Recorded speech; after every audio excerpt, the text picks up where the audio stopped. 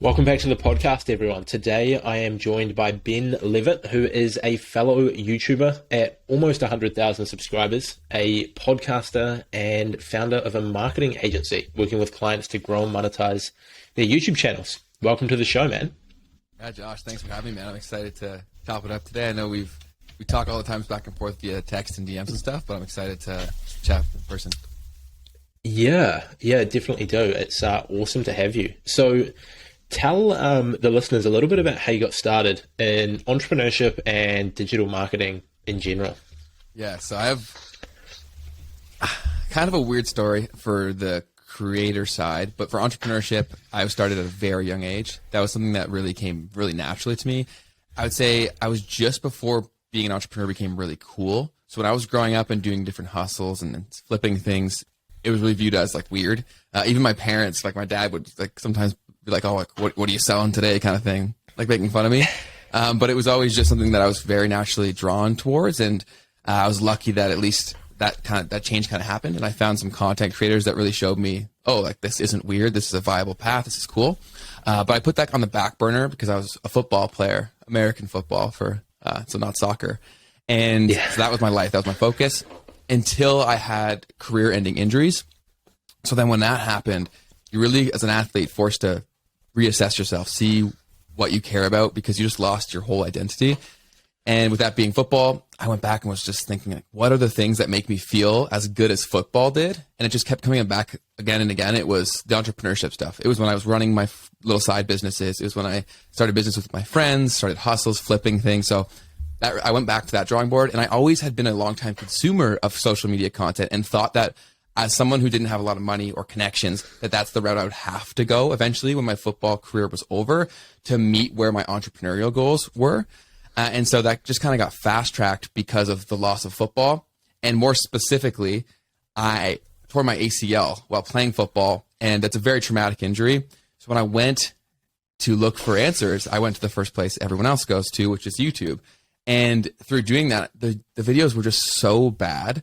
And on all levels, they were poor production quality. The information was bad. Everything was just trash. So I thought, okay, this is the universe pushing me into the social media space for my own stuff, because I had messed around with things before like that weren't branded by me. So I decided to put my face out there, put my name out there, and that was the first few videos on my channel were actually about like fitness and then my ACL reconstruction. So definitely wildly different from where we are now, but that's the origin story. Yeah, I don't know if I've actually seen those videos of yours on your channel, but I definitely remember you talking about that in previous videos, which is wild how much the niche has changed. Yeah, I've since unlisted them just because how YouTube works, which I'm sure you know about too, is that when someone watches a video and if they really liked it, YouTube wants to show show them your best performers. And so since those videos had a ton of views, someone would come to my channel looking for social media advice, and then the next video they'd be recommended was an ACL video. And then they just leave and never come back. So I've since unlisted them. Collectively, they have almost 1 million views across like 7 or 8 videos, but they just weren't helping me with my channel, so I took them down. Yeah. Yeah, and with entrepreneurship, I guess in general, like it seems like that's a very common sort of thing that a lot of people have done something at a young age, like it's something that's almost just been natural within them, as opposed to get to 18, 19, 20, want to make a lot of money, and they choose it's almost like, just something that naturally comes to them. And then so what sort of, I guess, was the timeline with when you started creating YouTube videos to going full time with it? Yeah. So that whole story is a really good lesson there, because I started creating videos while I was in school because I was hoping that if I started now and I had a long enough time runway that I'd eventually figure it out by the time I was leaving school, or so I hoped. And that's definitely not how it went, because believe it or not, the ACL niche is not very profitable. So I wasn't making much money or any at all. And then luckily closer to the end of school, I was already running a marketing agency on the side, and I just kind of had a light bulb moment where I was like, why don't I make videos about this? Usually when things comes to you, it's obvious in the moment, but for whatever reason, it didn't come to me until then. So I started making content like that, and luckily that started to work. And so the transition between just creating and then going full-time was realizing that, okay, I don't want to have a full-time job. I knew that, but I had school debt and I was graduating very soon. So that was something I was going to have for a certain amount of time. So what I did is I worked backwards from the problem. the problem wasn't a followers problem. The problem was a money problem. So I then sought out opportunities to supplement the income that I would need from a job to pay off my bills and as well as my loans. And I went that through a service-based business, which I think is the best low overhead to no overhead business for someone to get started. And then I also leveraged things beyond that could work beyond my time, which is YouTube and affiliate marketing. So I basically worked backwards from that and made a focus of, okay, if I grind really hard right now on some videos that have high potential lifetime return from an affiliate perspective, when I wake up in a year from now, then maybe I won't need to have my job. And that's essentially exactly what happened. When I started to double down on that approach, within about a year and a half from affiliate marketing, I was making as much, if not more, than my full-time job was paying me.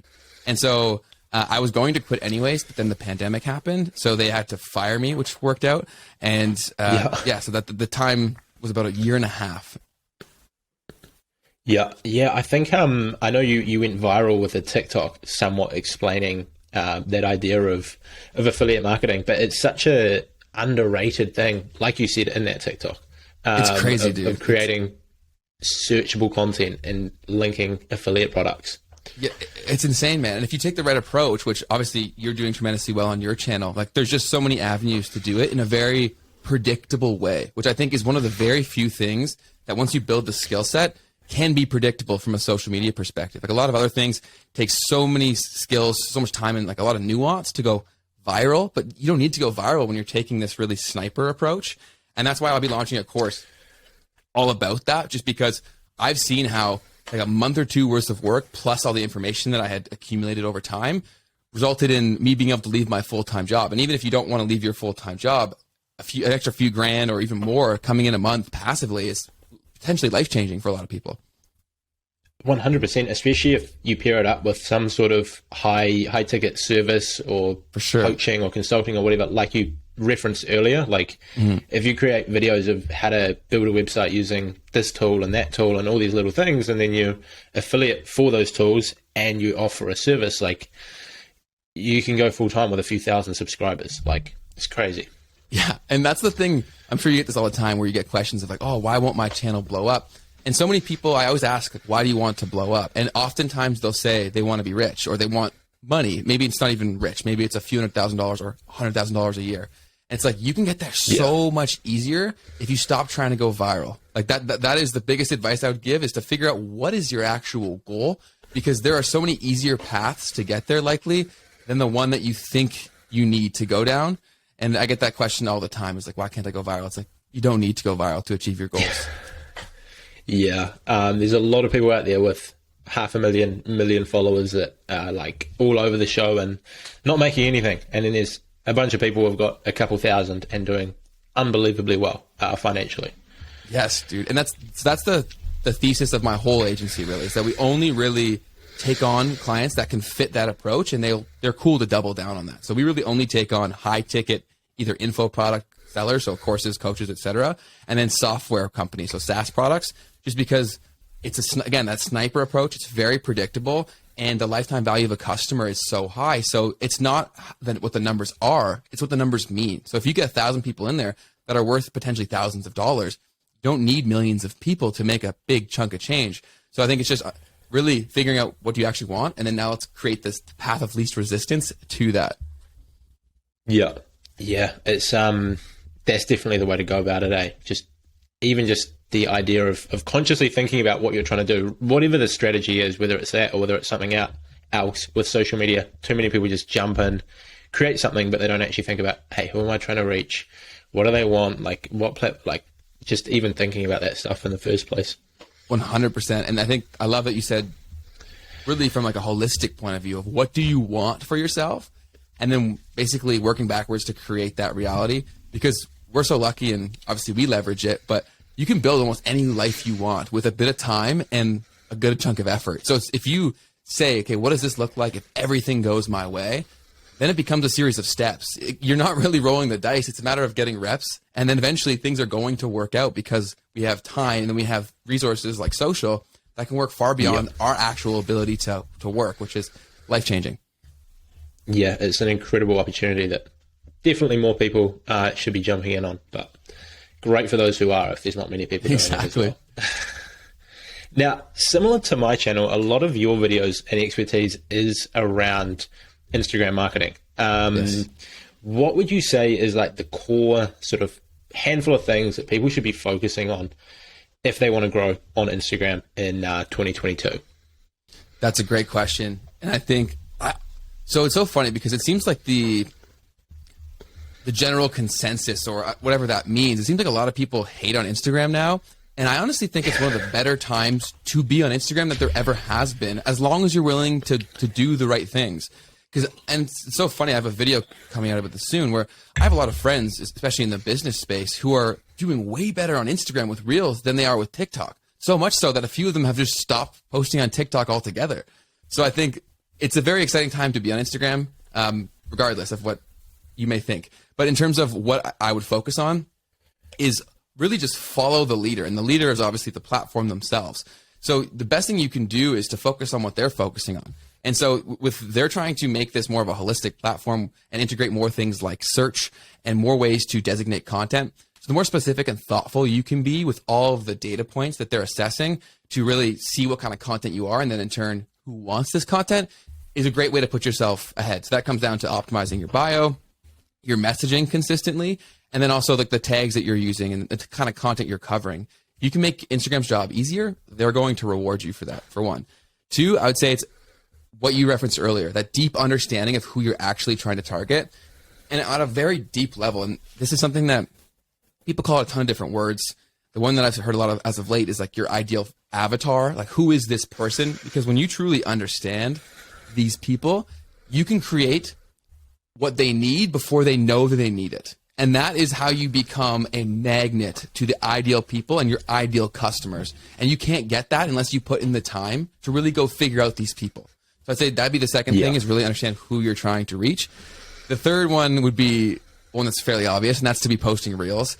This is not going away. And for those of you who are resisting the jump, you got to stop. And I actually released a post. I don't know if it's live yet on TikTok, but I said, I think people just love to complain. And I think Instagram's become kind of the scapegoat when it comes to social media, because so long people are like, oh, Instagram's not like the old days. Small accounts can't grow.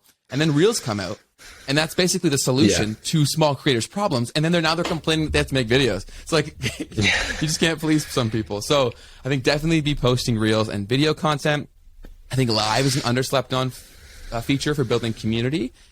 And if I had to give a fifth tip, I would say don't be afraid to start conversations yourself. I think a lot of people sleep on the messaging tools that Instagram offers for you to connect even from a business perspective. And like, I understand that it's going to take some time for you to go find the right people to interact with their content or DM them, all that stuff. But marketers 10 years ago or 12 years ago would have died for that opportunity where they could go find their ideal customer and communicate with them one-to-one. Like, that is absolutely insane. And you have that ability every single day on Instagram. And if you do it in an authentic way, it doesn't have to be weird. And it can really move the needle for your business and your brand and your page, especially if you give it time to grow. Because if you do this the right way, people aren't just going to follow you. They're going to become super fans and super customers. So those are the 5 things I would focus on Instagram today. 100%. I mean, you covered a lot of really good points there, but specifically, I think the one that not many people talk about that you've just mentioned there is the messaging feature. Like, it's just unbelievable. And that's the one thing that most of the other platforms don't have, that even if you just use that on Instagram, it's like so powerful, because YouTube is incredible for search content, viral content, building a relationship, but you can't message your audience. You can't message someone who subscribes to you. You can't message a creator you like, and TikTok doesn't really have it. Like, you can, but it's pretty bad. And Facebook, you can kind of only really message your friends. So, like, the by and large best way to connect with people is Instagram. It's like, that's so slept on. Yeah. Well, 100%. I would argue that Instagram, out of all the social platforms, is the best high-level relationship management platform because of the messaging, the ability to send both video and audio messages, and to find these people in such a granular level. You can find exactly who you're trying to connect with, and everybody reads their DMs. I'm telling you that for sure. Everyone checks their DMs. So if you send a compelling enough message, they're going to see it and they're going to read it. So absolutely don't sleep on that opportunity. And also don't think that it's weird. And if anybody does feel like it's weird that you DM'd them, it's just a numbers game. You're playing that game every day you wake up and you decide to take on life. There's going to be things that go well and things that don't. So just keep going, and you'll find more that will bring you success, and then you'll sharpen your approach and get more and more. Yeah, 100%. And I think most of the people that are putting themselves out there publicly and doing stuff that you would likely want to connect with are not going to find it weird at all. Like, no, someone who doesn't use social media much for business and just has 50 friends following them, probably a bit weird, but like, you're not trying to reach out to those people anyway. What would you say would be your best tip, like your number one tip for reaching out to people and messaging them to actually get a response? So I think this is huge for any kind of outreach on Instagram or otherwise. It needs to be personal. And I think the deeper you can get at this to really understand the core of what someone represents is going to go so far in terms of getting the outcome that you want. And I think also coming to it without expectations is huge. Because I think a lot of people, they have this outcome in mind. That's their sole focus. If you can come from a very authentic and value providing perspective, and that value could even just be acknowledging that what they're trying to get across is coming across through their content, and that could be enough to be value for that person where a conversation can then take place.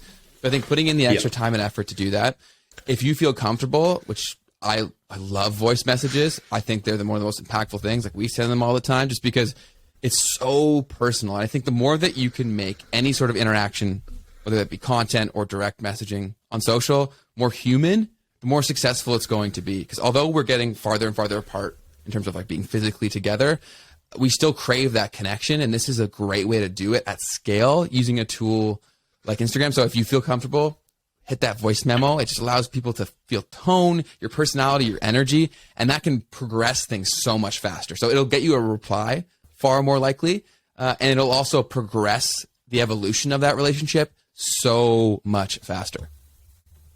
Yeah, totally agree. Voice messages are awesome, especially once you have a relationship like with someone, or once you've talked to someone a little bit and you've got a bit of rapport, for sure. Now, moving on a little bit from Instagram into YouTube, which is also something you do a ton of. What tell us a bit about sort of like what you're doing for clients to get awesome results. Obviously, you don't have to go too in depth, but you know the main few things that you do. Don't want to give away all your secrets that you say for clients, but yeah, to be getting results in 2022. Yeah, absolutely. So YouTube is, although I'm most known for Instagram, I would say we do a lot more YouTube, but especially within the agency and even with my own personal assets. Like, I have a library of channels that is over double digits at this point, and some of them are faceless, some of them are faced. Like, so we do a ton of YouTube, but for the agency specifically, it's that sniper approach, like we mentioned earlier. It's the companies that have high potential value of customers and a strong understanding of exactly who they're trying to reach, and then building out a content strategy that leverages YouTube best practices, but also their market best practices to create specifically for that person, and really letting YouTube do its thing. So it's a combination of obviously building up some ranking authority within search. That's a very actionable thing that you can chip away at.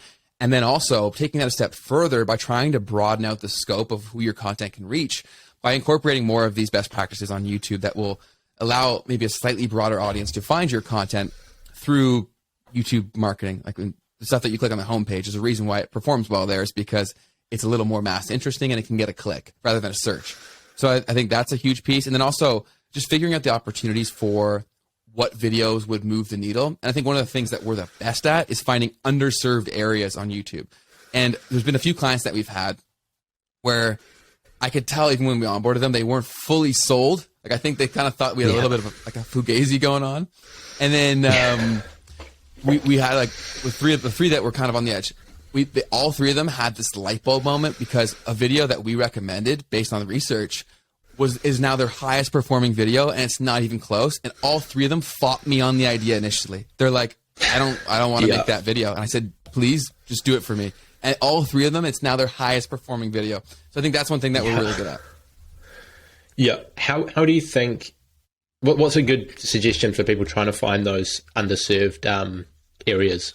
Yeah, I think so much of this, and this is what I try to train all my team on, is it's the thought process behind the research that really can produce results. So it's thinking about, okay, as macro as possible, what is the current competition levels? What are people demanding?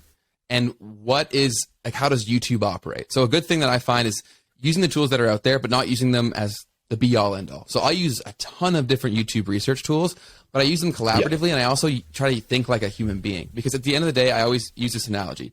YouTube is a combination of a computer and then people. The computer will dictate what shows up on the screen, but a human being is clicking it. So if you don't hit both those points, you're not going to find success.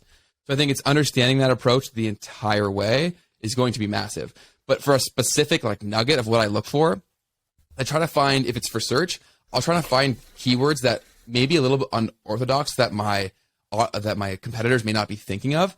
And then when I go through and I look at them, I try to really break down the videos to see, okay, what angle can we take this to capture the true value? Because even if there's a video ranking for the search term, if it doesn't hit the value that I think the ideal viewer for that video would have wanted, there's still a massive opportunity there, especially if the videos are a year or older. So even if it's a very competitive search term, YouTube loves relevancy.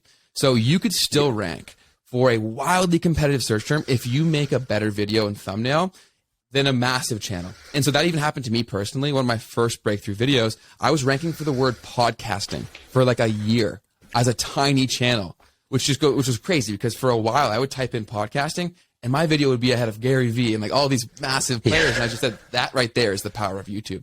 So it's really just breaking down all of the information that you have and then combining that data with human beings' performance and how they act, and then meshing that together. Yeah, that's a great point, picking on the trying to actually appeal to humans. Because at the end of the day, like, algorithms are just measuring human interaction. Like, it's not Instagram's algorithm hating your post. It is people not reacting to it, which Instagram is, like, the algorithm figures out people aren't enjoying it through their own means, but it's people not reacting to it. Instagram measures that, shows it to less people, or YouTube, whatever platform. So it's definitely very powerful. And that podcasting video of yours had like 200 and something thousand views, right? 300,000. I think at this point it's over 3. I think it might be 330 or something like that. But that was a huge unreal shifting point in my channel, because, and I'll make a video about this in the future, where I basically like went viral for me at the time by accident. Like, I did so many things right at that time by accident that now I would instruct people to do. But that was like 4 or 5 years ago at this point. So it's been quite a lot of time. But I think one thing that was a great lesson from that was that that moment can happen at any point, but it's what you do after that that dictates whether you can go full time at this and how successful you'll be at that.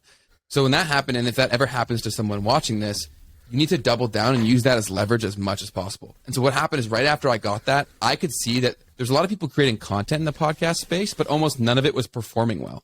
So that meant I have a point of leverage now whenever I reach out to any podcast related brand. So I made a massive list and I reached out to every single one and included that as like the opening hook, basically, was look at this video. Yeah. I want to make more content. Almost everyone replied. And I worked with most of them in a paid capacity. So I think that's a huge lesson there too, is roll with your wins, because they can snowball. Yeah. Yeah, because that you were applying the affiliate marketing side of things with that as well, correct? With this ranking and search, valuable video, affiliate link for relevant products, all coming full circle. Now, I know you touched on TikTok as well earlier. What is your thoughts there? Because, I mean, a lot of people are saying, like, Instagram's dying, TikTok's taking over. I know you touched on that earlier with, what you're talking about, but yeah, would love to hear your thoughts on that. Yeah, so I view all these social platforms kind of like probably like a parent views their children. Like, I don't think they're like, I don't have a favorite. I just understand that objectively there are better and worse things that each platform has. I think a huge mistake that people make is trying to make a platform into something that it's not. And so for all the amazing things that TikTok has, which would be still super high organic reach, a very quick ability to grow an audience and to gain some authority within a space, it also has a lot of drawbacks too, that if you're not creative and proactive with complementing the drawbacks, like we've said, you can have millions of followers and be making no money, because the creator, whatever they call it, we don't have it in Canada, so I don't remember what it's called, but where they pay something for fund, videos. Do you remember what that's called? Something fun, creator fund, is it? Creator fund, I think that's exactly what it is. And so that pays like nothing. So if that's your route to monetization, that's a huge issue. And I think the problem with this is that a lot of people on there are just trying to be like creators, but they're not adapting the fact that a creator in today's day and age also needs to be a business.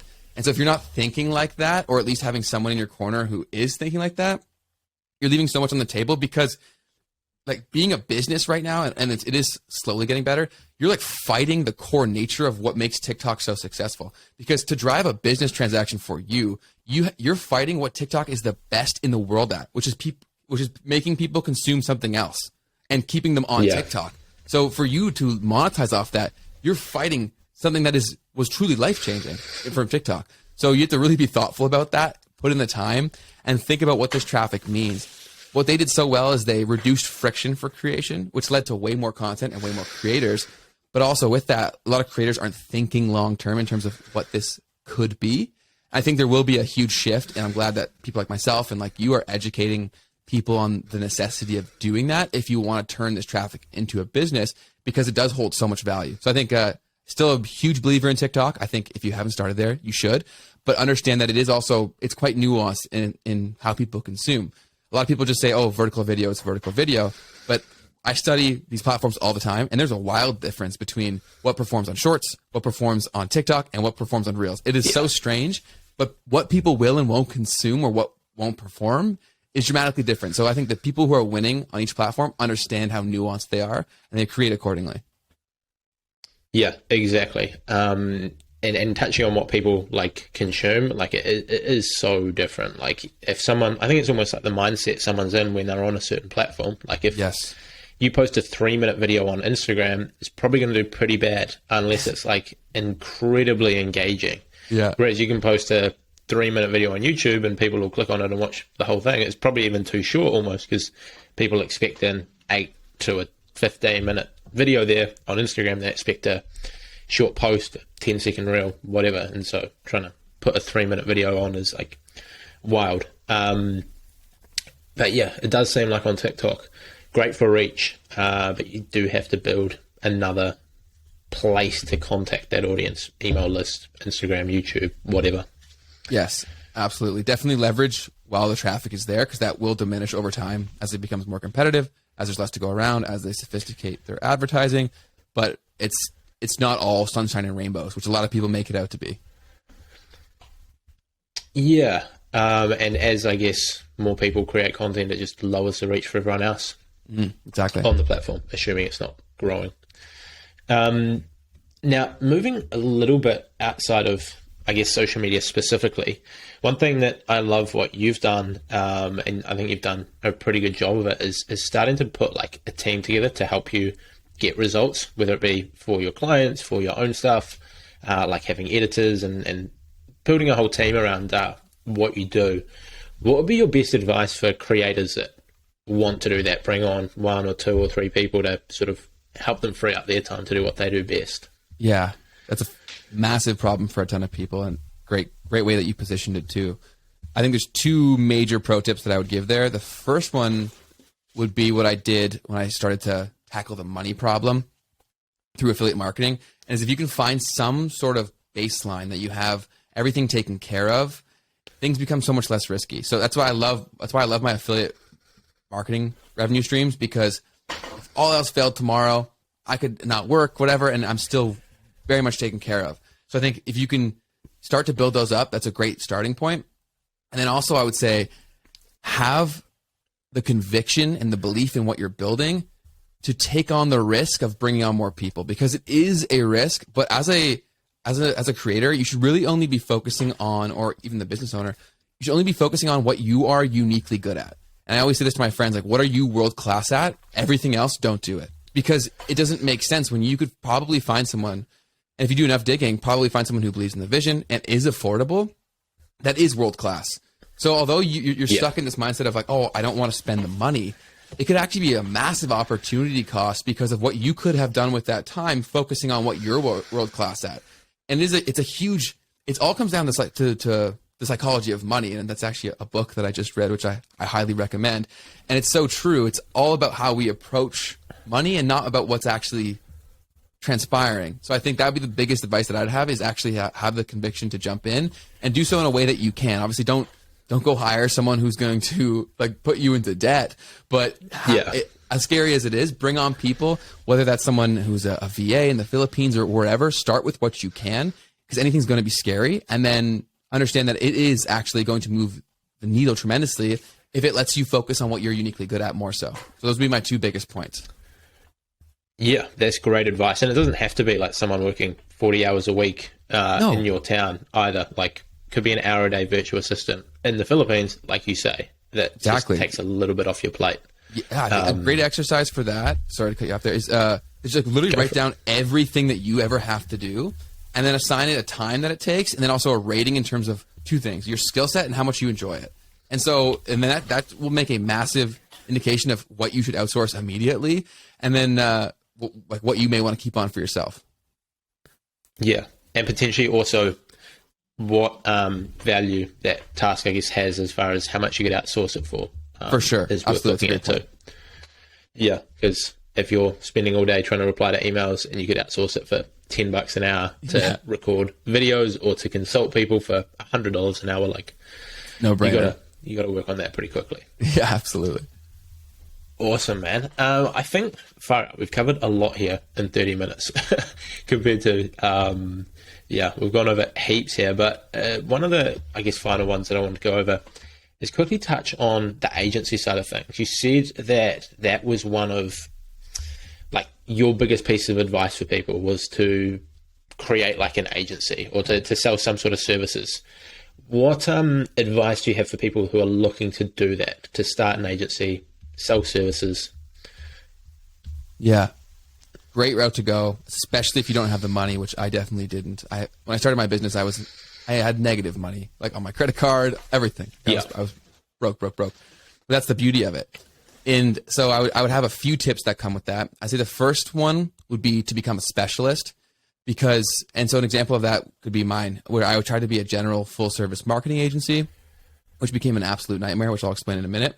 And then now we are niched down into basically exclusively social, or from an organic perspective, and almost exclusively YouTube for a very specific client set. The more that you do that, the more you can refine your process, the less competition you have, and the more that you can charge. You just make your life tremendously easier that way.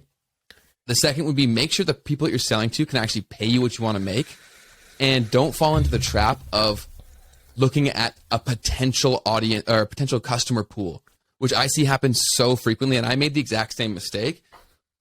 And the people go through this path, and I see it happen like hundreds of times a week. It's actually crazy.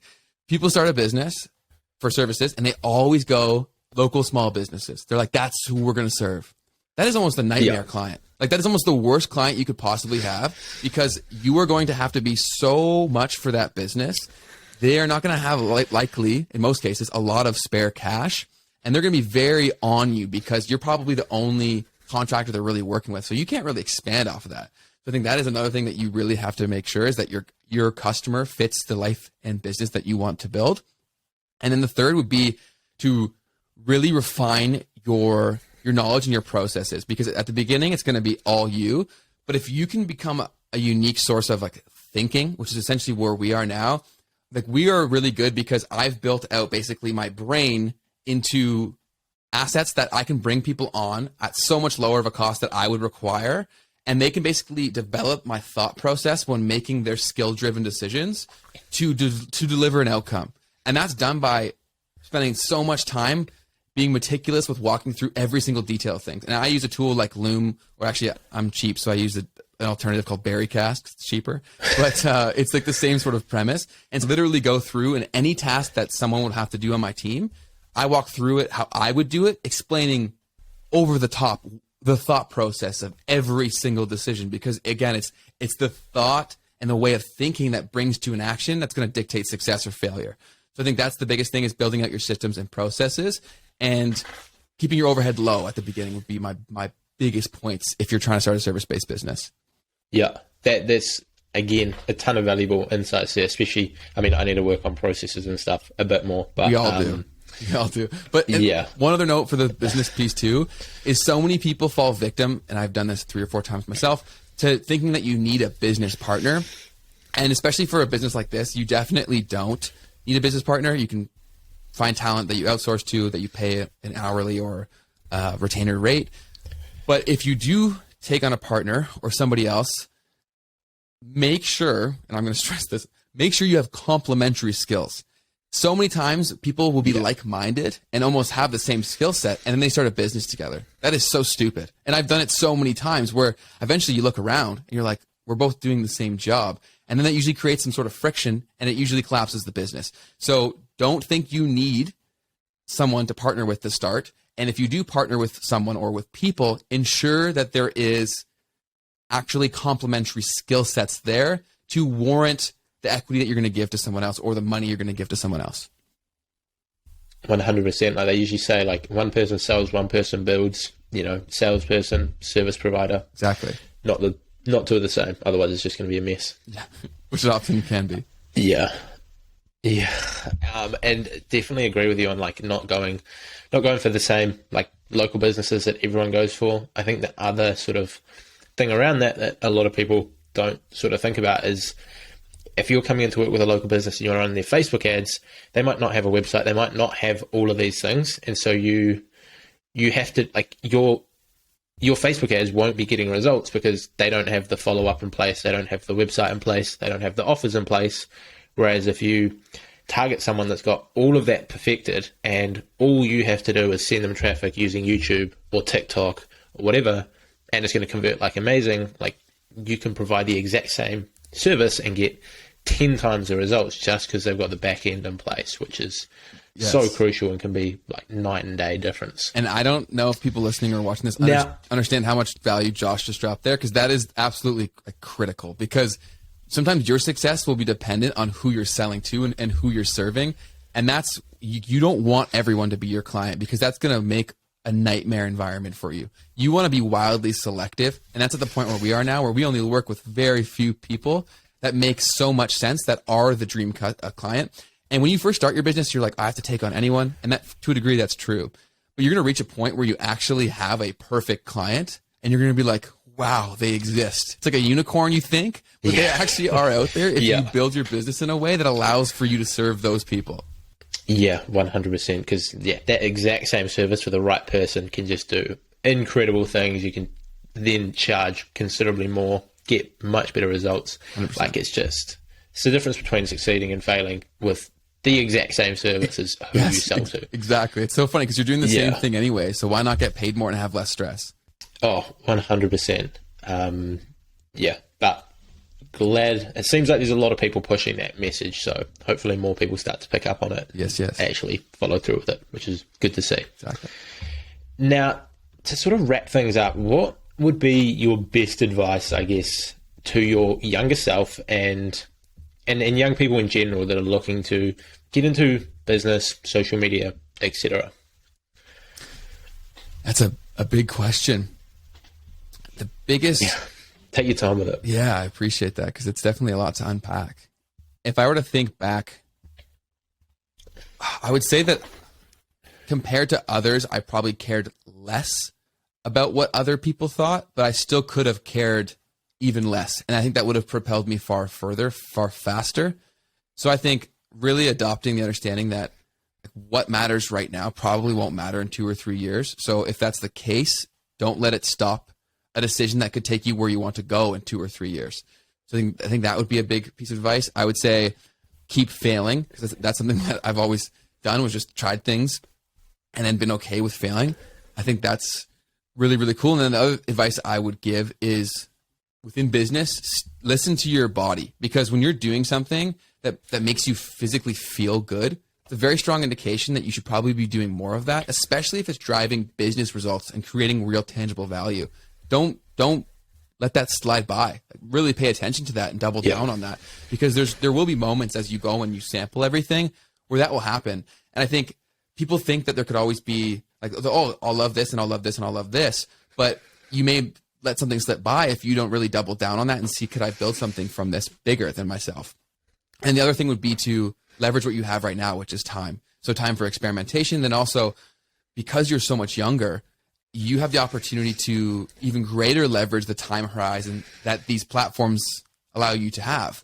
Because we know very well that a YouTube video we make today can be making video years down the line. Well, if you're even younger, if you're 18, you make a video today or some sort of asset that lives beyond your working hours, then who knows where that could take you. And then the final point would be try to develop a skill set that does not get compensated in relation to how much time it takes to execute, rather on how much value it creates. The earlier you start thinking like that, the earlier you're going to start allowing your skill set and your money to compound, and then you're going to live a life where you get to play it however you want.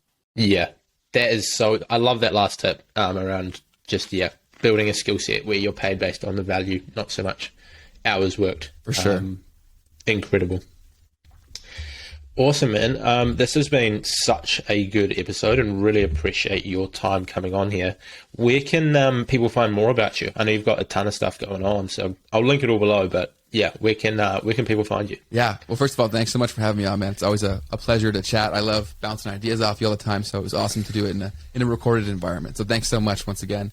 And so if you're listening to this, you're probably big up into Instagram, and I'm actually completely shifting up my main YouTube channel strategy, which maybe we can talk about in a future episode. But so if you're looking for content more about Instagram strategy, you can follow my new YouTube channel dedicated to that, which is called Insta Academy.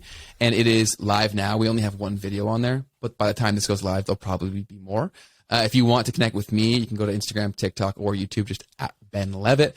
And there is going to be the business information if you want to email me or DM me or whatever. But if you just search my name, it's not very hard to find me. There's not that many Ben Leavitts out there spelt the same way, so you should be.